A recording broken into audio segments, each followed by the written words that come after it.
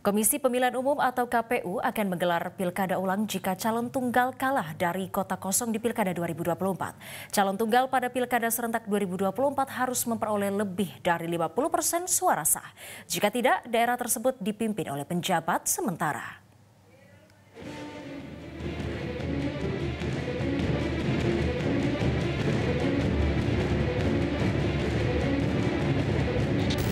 Sejumlah calon pilkada 2024 di beberapa daerah dipastikan akan melawan kota kosong.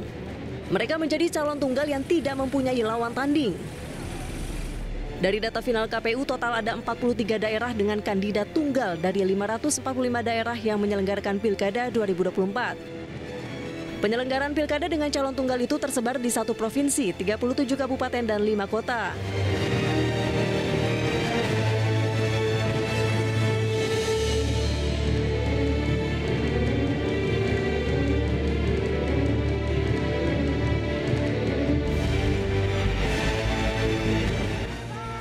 Untuk memperkecil jumlah pertarungan calon melawan kota kosong, KPU pun memperpanjang masa pendaftaran calon kepala daerah di 43 daerah itu. Pendaftaran Cakada yang semula dibuka pada 27 hingga 29 Agustus lalu, khusus di 43 daerah itu dibuka kembali pada 2 hingga 4 September 2024.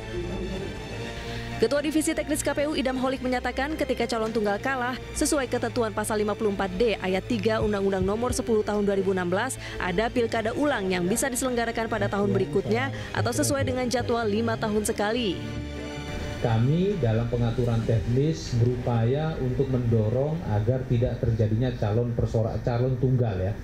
Agar tidak terjadinya calon tunggal dengan harapan ketika kami nanti perpanjang atau ekstensi masa pendaftaran itu calon lebih dari 1 dengan harapan demikian. Tapi tentunya ini semua merupakan kewenangan politik partai ya, yang kami tidak bisa masuk terlalu jauh. Kami hanya menyampaikan saran melalui aturan yang kami terapkan agar satu daerah itu tidak ada calon tunggal karena masyarakat memiliki hak untuk memilih pasangan calon lebih dari 1. Sesuai dengan aturan yang ada, calon tunggal pada Pilkada serentak 2024 harus memperoleh lebih dari 50% suara sah.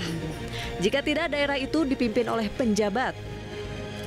Memang kalau kota kosong gitu ya, terutama calon tunggal itu tidak melampaui 50% plus, saya kira memang ke depan pemenangnya adalah kota kosong.